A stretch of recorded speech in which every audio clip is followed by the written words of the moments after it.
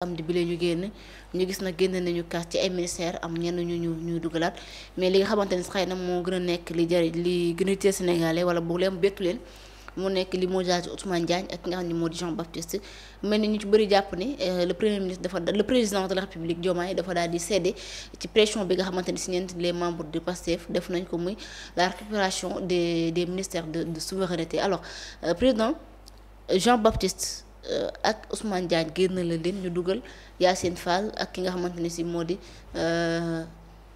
maître Bamba Cissé nekk avocat Ousmane Sonko farouche militant de Pastef Yacine Fall aussi alors ñoom ñaar pourquoi ñu dugal leen ci li nga xamante moo di deux ministères de souveraineté quel est l'intérêt ñu jël ñaar ñu dugal leen. parce que dañoo defee ne ñoom bu ñu leen fa dugalee dinañ leen li ñu bëgg dinañ ko am xam nga ñoom xamuñu lu bari bis ba léegi nii rek wax naa la ko. pour avant loolu il faut ñu kii ne c'est pas un remaniement. du remaniement ministériel. lu mu doon. lii réaménagement la et c'était pour faire sortir les deux ministres là man loolu laa gëm. d'accord. un remaniement. C'est le premier ministre qui saute. Avec son gouvernement. D'accord. Parce que dañu ne le premier ministre saute avec son cabinet. Le cabinet c'est le gouvernement. dañu leen di limoger ñoom ñëpp quand vous limogez le premier ministre. Le gouvernement est dissous de facto. boo dàqee premier ministre bi rek gouvernement amatul. Tout à fait. léegi nag vous nommez un autre premier ministre. Et qui forme un autre gouvernement. C'est ça qu'on appelle un remaniement. wala mën nañ ko reconduire. mën nañ ko reconduire mu defaat gouvernement mais en tout cas lui il est limogé. Tout à fait. Le premier critère d'un remaniement ministériel c'est le limogeage du premier ministre ou sa démission. Parce que am na dëkk yoo xam ne yow président mënoo di limoger comme en France France c'est le premier ministre qui présente sa démission. D'accord mais bu la xasee ba fal président du la limoger. déedéet du la limoger mais il peut arriver xam nga politique gentleman moo koy def. Tout à fait. su ngeen demee ba déggootu leen. par exemple Bayrou est allé gis nga bërki dem Bayrou est allé remettre sa démission à Macron. incha allah Macron dàqu ko. donc en France c'est le premier ministre qui dépose sa démission. D'accord. bu dee fii nag c'est le président qui directement vous limoge. donc remaniement dañ lay dàq yow le premier ministre. parce que le gouvernement existe parce que le premier ministre existe. bu ñu la limogé rek tu pars avec ton cabinet. Ok. C'est comme un ministre. N'importe quel ministre limogé. Il part avec son cabinet. Tout à fait. Avec lequel il était venu. Donc loolu amul. Le premier ministre a été maintenu. Je crois le décret dit. Il est mis fin aux fonctions des membres du gouvernement et des secrétaires d'État. Donc dañoo tëb le premier ministre. D'accord. Jeu de chaise musicale la. Un réaménagement. D'accord. Gouvernemental. Tout à Le fait. premier ministre. ñu jël kii yóbbu fee. génne kii. jël kii indi fii. jël kee yokkal ko. nangam je crois comme yaa ngi wax ne le travail bu kii. travail le ministère du travail bu kii. je crois que dañ ko boole. ci bu Olivier Dupal. D'accord. Olivier Boucal. Si. Le fonction publique ak xaw ma lan. D'accord ministre de la fonction publique. waaw defe naa fa lañ ko rattaché vérifier après. D'accord après je vais vérifier. waaw vérifier après donc loolu. nous conforte dans l'idée que il y a pas eu de remaniement ministériel. Il y a un réaménagement te réaménagement bi man dama jàpp ne. li tax ñu def ko c'était pour faire sortir les deux ministres là mais. D'accord. xam nga c'est de grands comités d'État. Forces armées un général de gendarmerie et un magistrat émérite. Tout à fait. àddina du neex a neex man jàpp naa ne sax boo moytu ils ont demandé à partir. on les a pas limogés. Ok. àddina du neex nag mukk bañ ne ñun ñoo démissionné.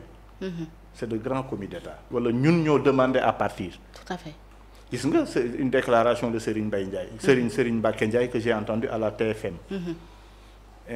seen jour affaire boobu ñuy def 19h xaw ma lan. Soir d'info. Il dit que le ministre de l'Intérieur. dans une discussion avec lui nee na ko man dama fi mu nekk dama doyal dem rek laa bëgg. Ah ouais. ça veut dire quoi ça veut dire que moom mën na ne bu remaniement amee bu réaménagement amee. wala lu manti am génn leen ma ci. Ousmane Diagne tam mën naa wax ne bu lii amee génn leen ma ci. waaye du ñu wëy dem ci plateau télé mukk naan man maa demandé à partir donc les gens considèrent que ils ont été limogés. Si. mais seen réaménagement bi génne ñaar ñoo taxoon. D'accord. parce que c'est clair que le premier ministre l'a dit. le ministre de la justice le ministre de l'intérieur c'est des fonctions politiques. su ma leen waxee man premier ministre su ma leen waxee dañoo jàpp leen dañoo war a su ma leen waxee def leen dañoo war a def. loolu rek prouve à suffisance. si peut prouver à suffisance. que amoon na ay ñoom ak ñoom ay malentendus waaye ay contradictions yoo xam ne très fortes qui existent dans le gouvernement. entre le premier ministre et ces deux ministres là. si. ba pare la base ce qu'on appelle la base radicale de Pastef. waaw ñoom. dañu ne toujours appelé. pour ñu jëlee leen fi parce que pour ñoom. ñoom ñoo tax jàpp ñu diw. pour ñoom ñoo tax. diw dañ ko war a jàpp diw waratu la wax diw dafa war a raser mur yi. d'ailleurs ñoom su seeni terme la. loolu lañ bëgg da nga war a raser. waaw mais loolu mënuñu koo am. bu ñu jëloon fukki Yacine Fall teg ko au ministère de la justice. manut ci magistrat yi dara. d'accord. bu ñu jëloon Bamba xaw ma nu mu tudd. Bamba Cissé fukki maître Bamba Cissé yóbbu leen au ministère de l'intérieur. la fa war a am moo fay am. parce que gis nga xam nga lu ñu xamul. le Sénégal est régi par des textes. tout à fait. est régi par de grandes administrations. La justice est une grande administration. Si. Le ministère de l'Intérieur est une administration. dafa am nu muy doxee dafa am nu muy fonctionner. kuñ fa mën a yóbbu na muy fonctionner ngay doxee yow ci sa bopp.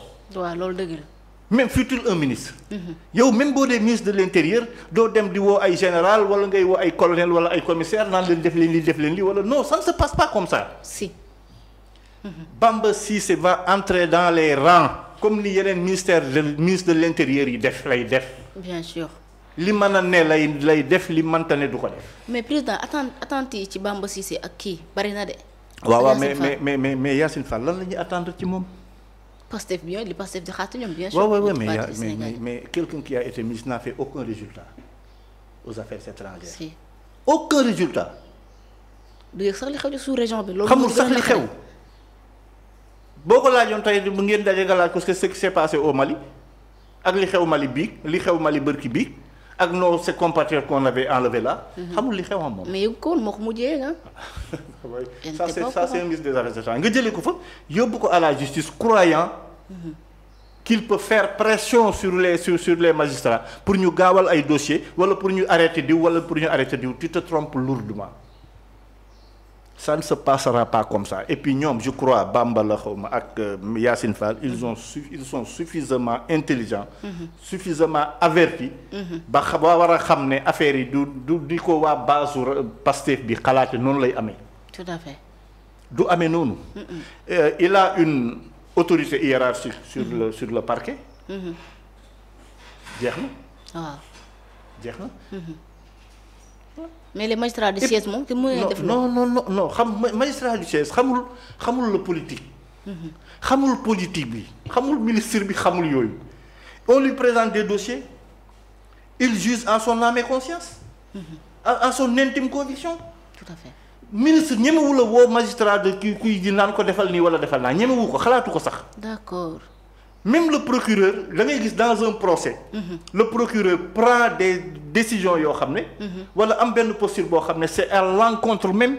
du gouvernement. tout à fait. da nga naan mais procureur moom dafa contre gars yi loolu ngay wax. si Ousmane Diagne mi l'a fait plusieurs fois. en tant que procureur.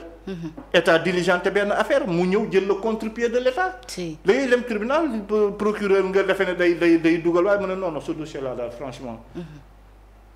si.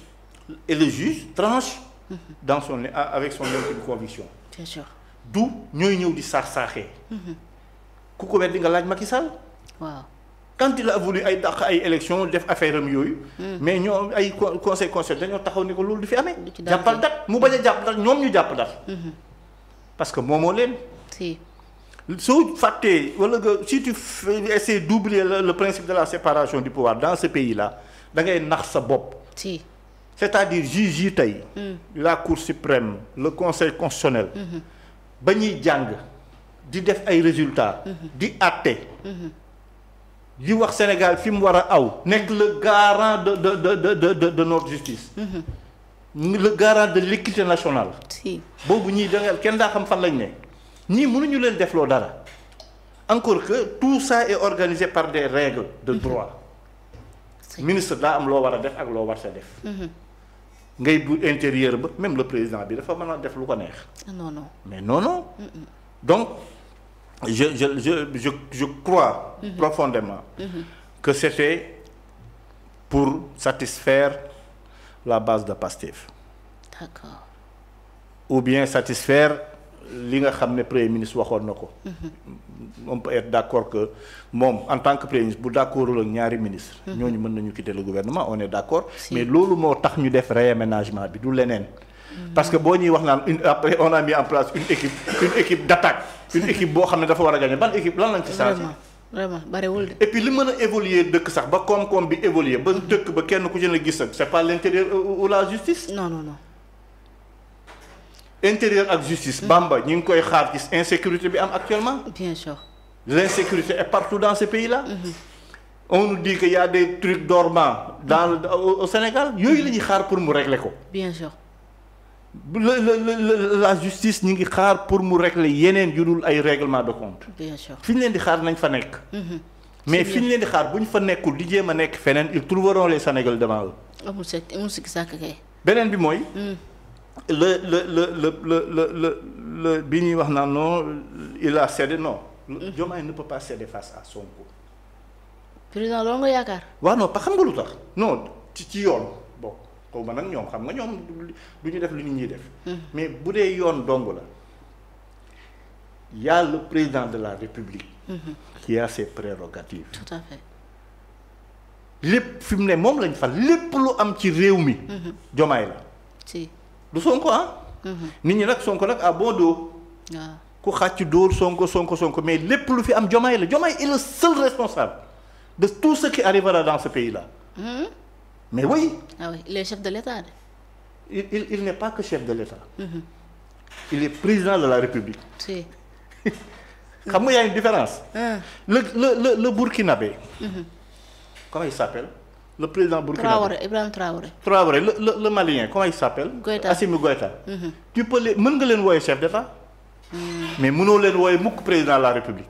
D'accord lu waral loolu. Parce que le président de la République est élu au suffrage universel direct. D'accord. Le chef de l'État tu peux faire un coup d'État. Après ne yaay chef de l'État dem nga dajeek sa gars yi c'est tes homologues xaw ma lañ koy wax loolu chef d'État ñu naan le chef d'État mais tu n'es pas président de la République. Ok.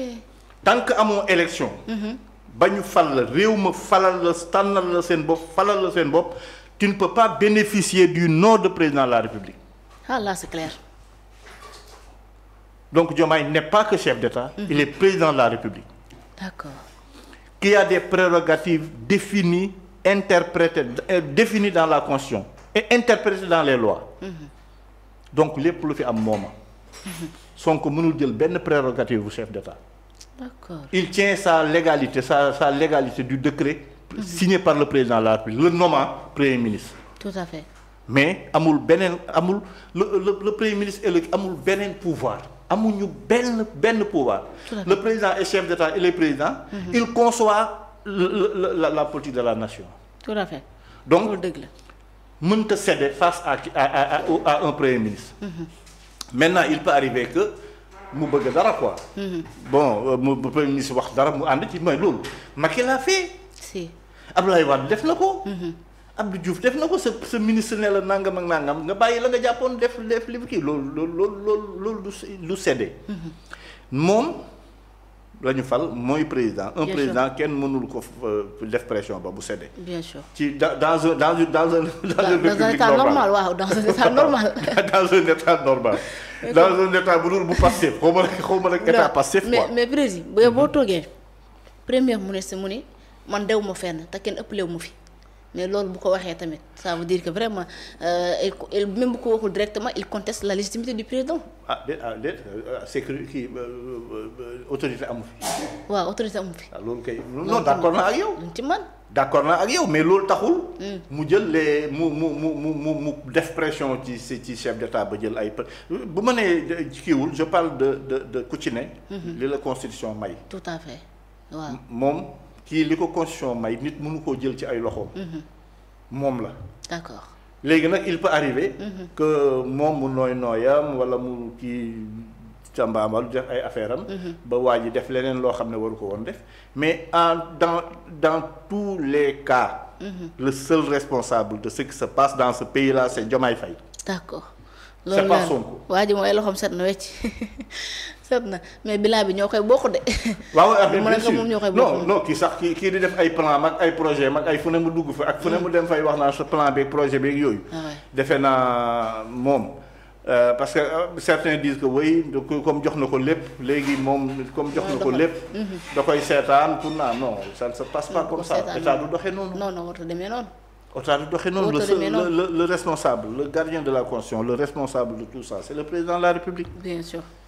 mais premier ministre bi c'est lui qui applique la politique de la nation. tout à fait. moom bilan bi sax bilan la moom. bilan premier ministre la. bilan la. du yomb ci moom de. non bilan la c'est son bilan. merci alors président bala ñuy jeexati remaniement